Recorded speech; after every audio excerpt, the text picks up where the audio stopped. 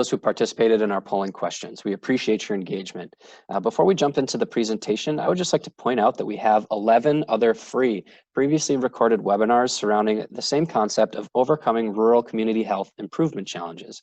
These are available for viewing on our website, as will be the recording of this webinar. A link to our website will be posted to the chat. And you will also be receiving the link to this recording via a follow-up email. Throughout today's presentation, if you have any questions or technical issues you need help resolving, please type them into the Q&A pod accessible via the control bar at the bottom of your screen. There will be time at the end reserved for questions.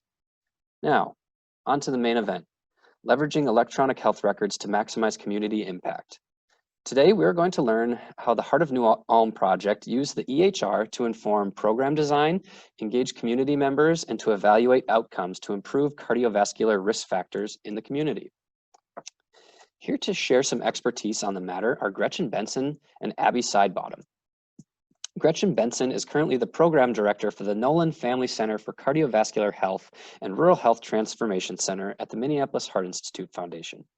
She served as healthcare program manager for Hearts Beat Back, the Heart of New Ulm project, aka HANU, for 10 years during the research phase of the project. Abby is a principal research scientist who is trained in epidemiology. She currently works in the Care Delivery Research Department at Allina Health, helping to lead and manage investigator-initiated research.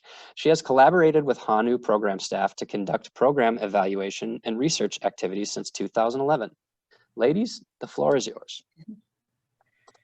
Thank you so much for the introduction, John, and thank you to everyone who is attending our webinar today.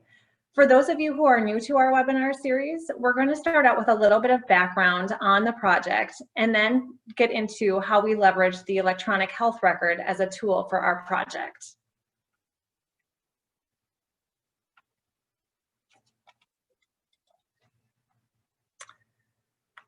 The Heart of New Ulm project began with the bold vision of preventive cardiologist Dr. Kevin Graham to eliminate heart attacks in the rural community of New Ulm, Minnesota. The idea for this 10-year research initiative actually started as part of a hallway conversation between Dr. Graham and former Allina CEO Dick Pettengill. Our goal from the start was to fully engage the community to drive the vision and the strategy. We conducted focus groups, key informant interviews, and created a steering committee with members from various sectors of the community to fully inform the project from the start. After 10 years, the proof can be found in signs such as seeing health as part of the Chamber of Commerce's strategic plan, or in the local school board's budget allocation, or when a local park makes a decision about where to locate a new park based on strategic use of data versus simply holding a meeting and listening to the loudest voices in the room. Health may be a shared goal by all, but the catalyst must be there to do so. In addition to our long-term goal of reducing heart attacks, we set out to improve the proportion of the New Ulm population with controlled modifiable heart disease risk factors in the short term. 70% of people with a heart attack didn't know they had heart disease in the first place, and a lot of the risk factors for heart disease are modifiable. In fact, 90% of first heart attacks are attributed to the 9 modifiable risk factors that you see on your screen. We know from a population health standpoint that even a small improvement in these risk factors will have a broad chronic disease impact.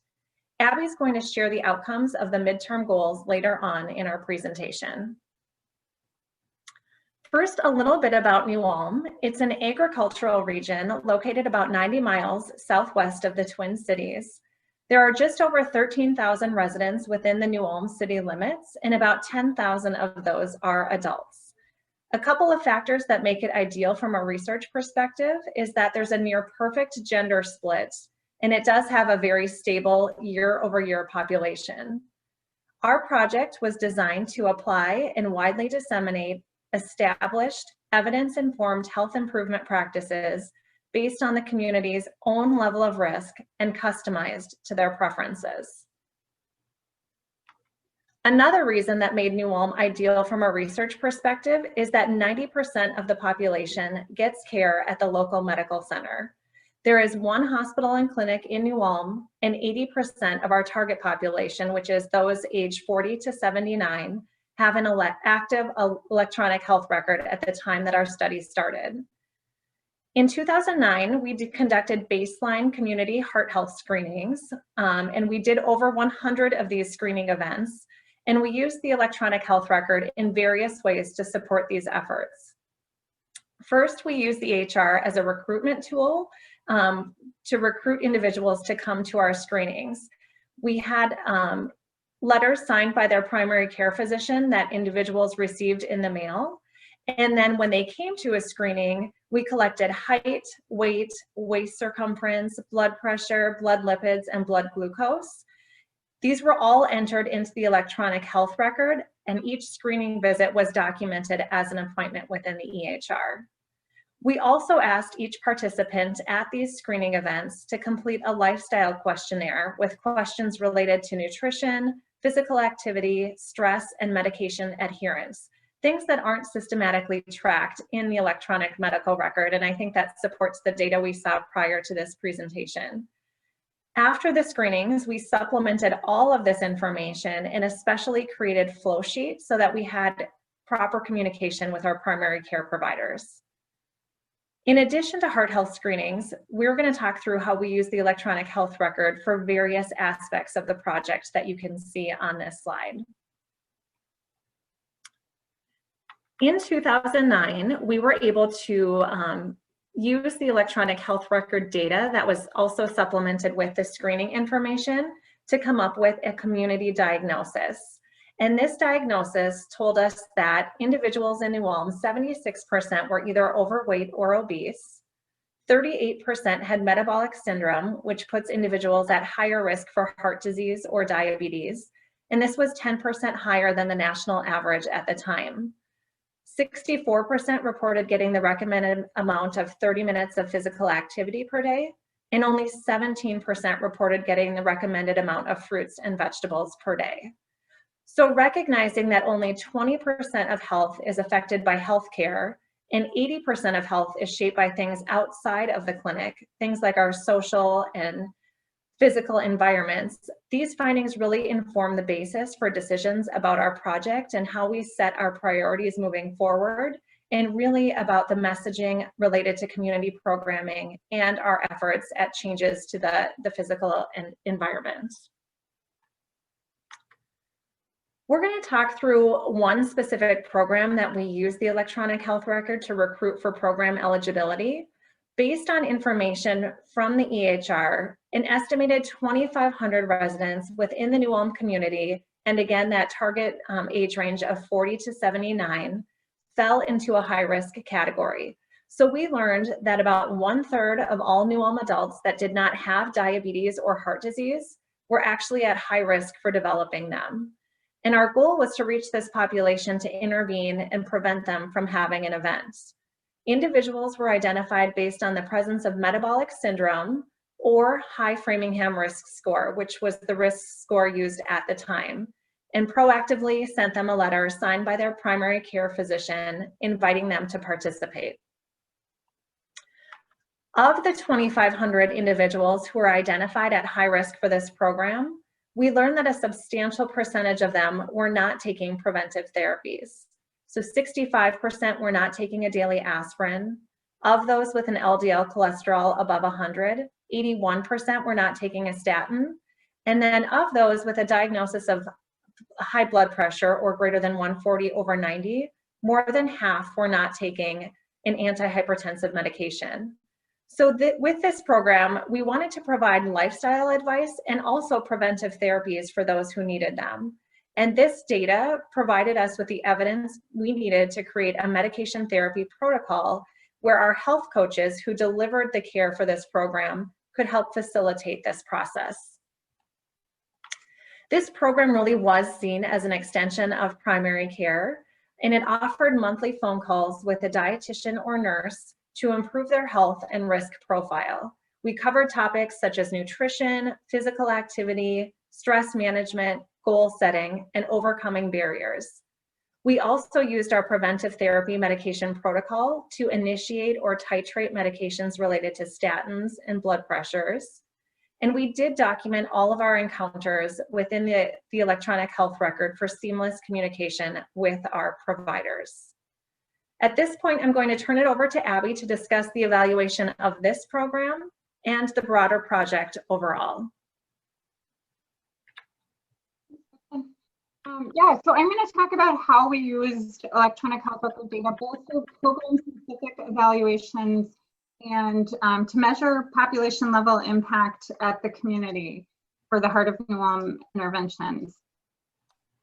So as Gretchen was talking about the Heartbeat Connections program, now I'm going to tell you how we used electronic health record data to evaluate that.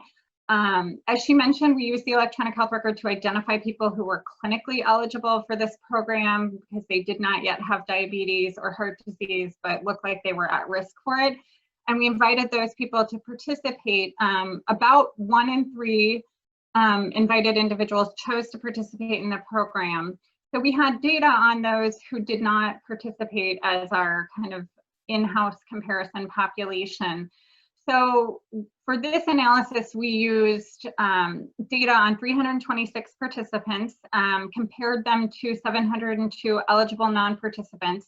And what we were able to do was use their electronic health record data to compare changes from baseline to follow-up, and that follow-up time period ranged from 6 to 12 months for different individuals, kind of depending on when they came into the clinic to have certain things measured. Using statistical methods, because as you can imagine, people who participate and people who don't participate often are a little bit different from each other, we were able to kind of do some adjustment in our analysis to address those differences and try to take away those differences analytically. And after doing so, we found that participants were twice as likely as non-participants to quit smoking. 7% of program participants quit smoking versus about 3% of non-participants. We also found that when looking at individuals who had high LDL values at start, program participants were much more likely to reach the goal, the LDL goal, than non-participants. And in fact, the non-participant group had a decrease in the proportion who were meeting the LDL goal. And for these slides, I have put down at the bottom the citation for our paper, and I think these are all available on the Heart of New Ulm website if you're interested in digging further into kind of the details of how we use that electronic health record data. We were also looking for changes in BMI and blood pressure with this analysis and did not find any differences between the groups in that kind of 6 to 12 months time frame. Next slide, thanks.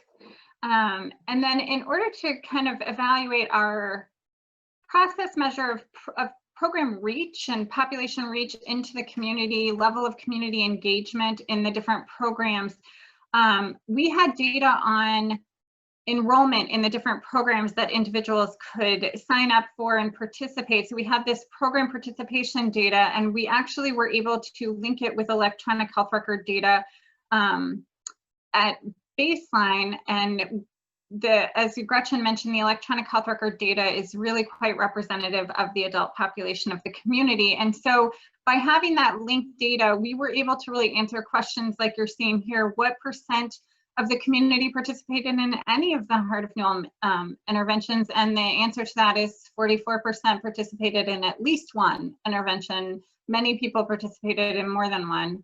And then which of the interventions were most popular and reached the highest proportion of the community, which were, well received. And so kind of some basic information from that analysis is we found that 37% of adult residents participated in the heart health screenings at least once, and the heart health screenings were offered 3 times over the duration of the program. 12% of residents participated in a year-long weight loss challenge, and then 10% of residents participated in shorter term kind of 6 to 12 week community health challenges that were offered typically 1 to 2 times per year.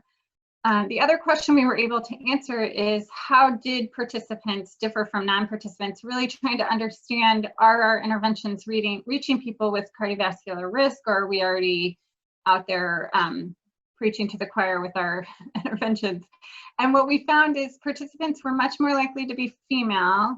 married, but also we found they were overweight, obese, more likely to be overweight or obese, and more likely to have high cholesterol relative to people who did not participate in the program. So that felt like we did do a great job of reaching out to people with cardiovascular risk factors. And we did struggle a bit with how to engage men in some of the programs. We definitely saw that in a lot of our program data.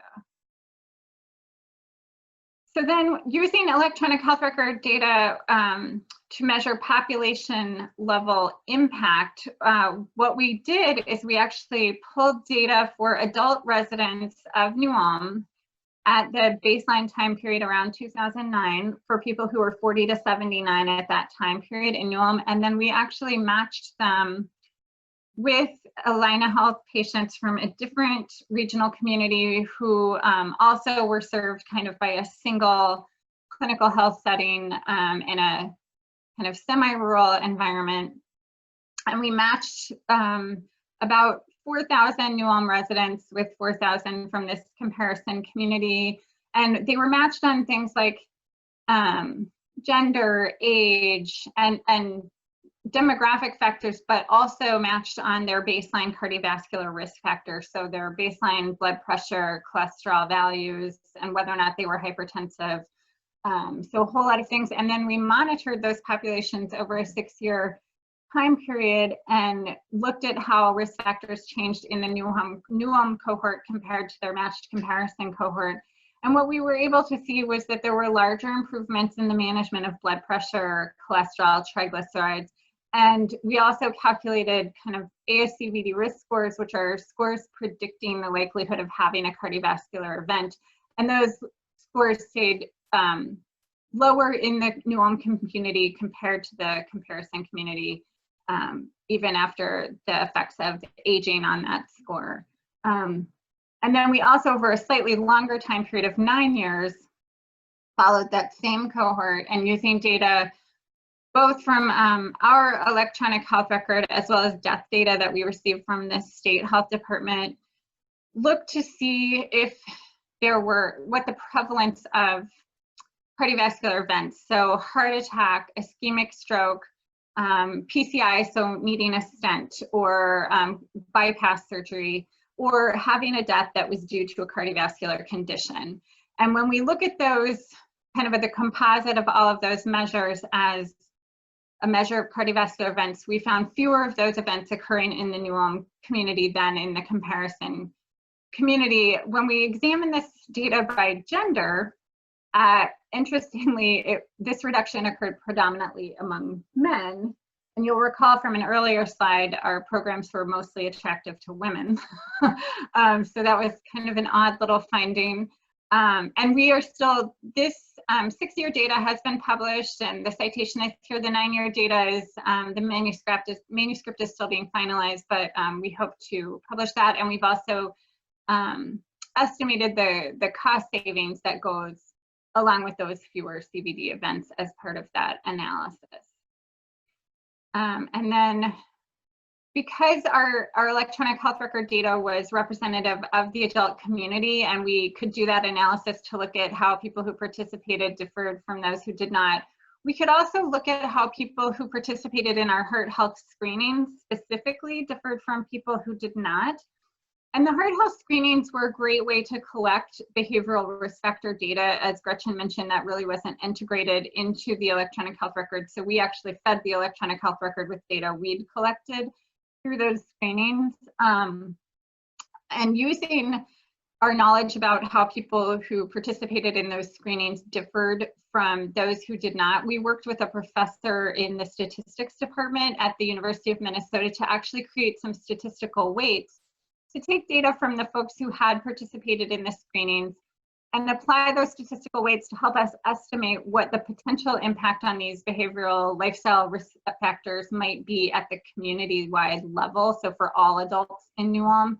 And you can see that we saw some positive changes in the prevalence of smoking, physical activity, fruit and vegetable intake, particularly the percent getting 5 or more a day. I will say this type of analysis would have been a lot easier if these measures had been systematically integrated into the electronic health record, and a nurse had collected them every time a patient was roomed. And we're still hoping that someday will become the case. But because it wasn't, we kind of had to do some statistical gymnastics to be able to use our data to get a population level estimate. And so as we've gone over, like with the electronic health record data was a huge asset to our program. We were really able to answer a lot of questions using this data, but we want to stress that this was not the only source of data that we used. We had a wide variety of sources of data.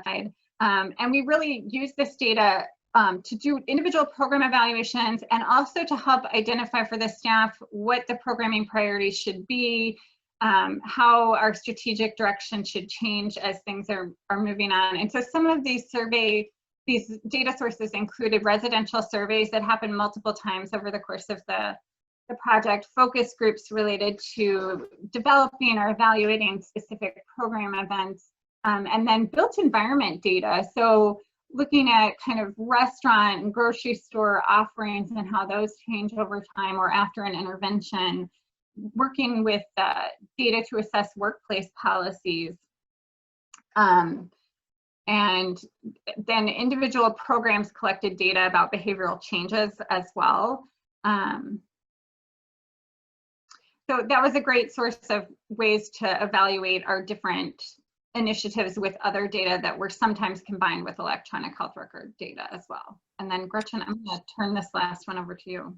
Sure. So just our Rural Health Transformation Center does offer consulting. Our team has over 20 years of experience, and we're very passionate about rural community health improvement.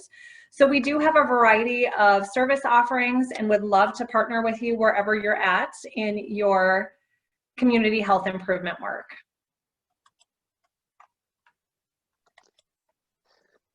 Absolutely. So I think at this point we are ready for Q&A. Am I correct? Yes, we are ready for any questions. Excellent. Thank you very much. Well, I see there's a couple questions in the Q&A pod already, but if you would like to submit a question or comment, just know that you can drag your cursor on your Zoom screen to the bottom of your Zoom screen. Control bar will pop up and just click on that Q&A tab. And you can submit a question anonymously if you'd like to. But the first question we have is, and this is for either Abby or Gretchen for you to answer, but the question is, if you could hypothetically start a HANU-esque or a HANU-like project over, what would you do differently? Yeah, I think there's probably a couple of different options. As I mentioned, we really would have loved it if that behavioral lifestyle data had been collected systematically by the health system as a standard. That would have enabled a better comparison over time and monitoring in the population. I think the other thing we've talked about, and Gretchen pipe in here, but I think tracking participation could be currently enabled by a lot of technology that maybe didn't exist or we didn't fully take advantage of at the time. So better ability to track who's participating and what through those key fob tags or using kind of red cap technology to enter surveys and that sort of thing. I think some of our staff painfully hand entered a lot of information. Yeah, I would echo Abby's comments. I mean, I think since 2009, technology has come such a long way, and there's just better ways to capture and integrate with the electronic health record. As Abby mentioned, we had over 5,000 people complete our first screenings, and we had someone manually enter all of that information to a flow sheet in the EHR. So just more potential for efficiencies with this new technology and just better ways to track. Yeah, absolutely. As technology evolves, so do we. So thank you very much for that answer. And it looks like we have one more question in the Q&A pod. And again, please feel free to submit a question or comment. But the question comes in anonymously. And the question is, did you find anything surprising when you were going through the electronic health records, or anything that just stood out to you that you didn't expect to find?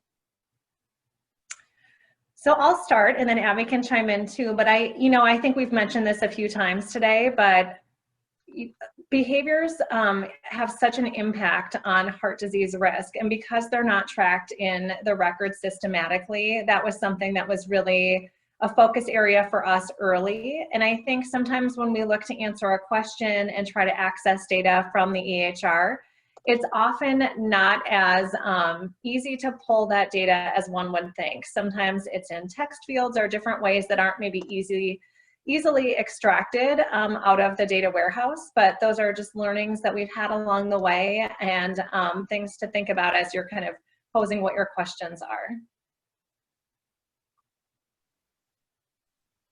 Yeah, I feel like we've said a lot. I mean, I think personally I've learned a lot about how things are coded in an electronic health record. You know, a person might come in for symptoms that look like a heart attack and end up with a urinary tract infection as their final diagnosis. So we've had some lessons in making sure that our data is valid and figuring out the best way to pull that data in a lot of different areas.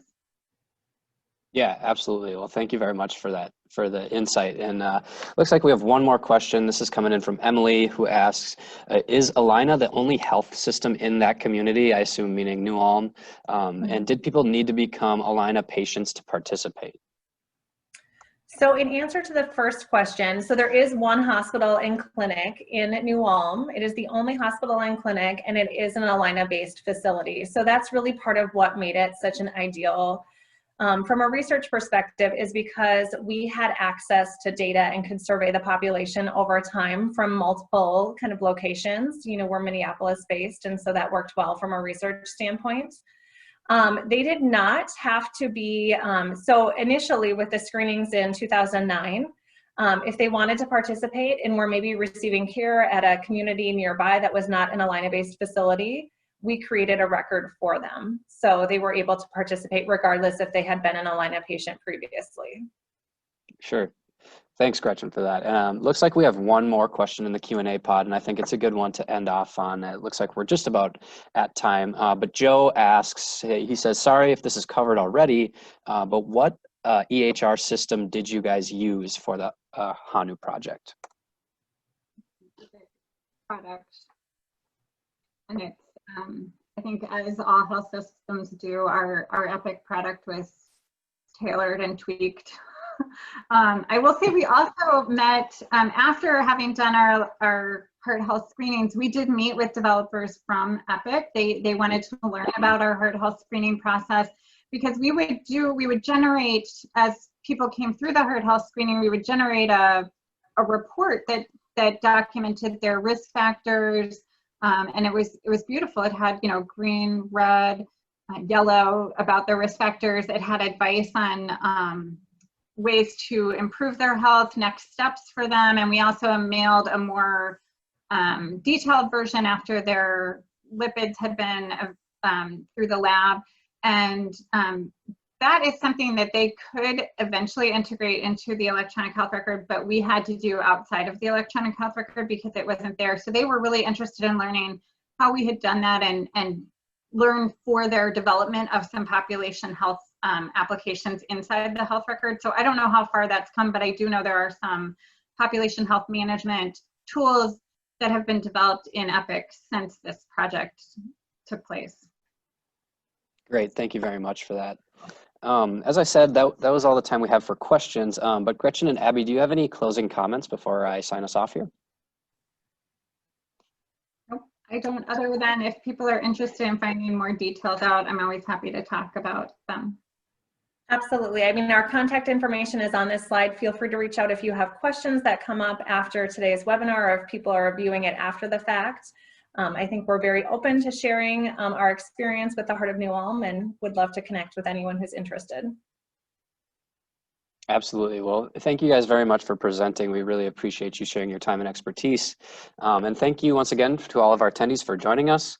You can get more information about the Rural Health Transformation Center and access all of our tools and resources via the link in the chat pod.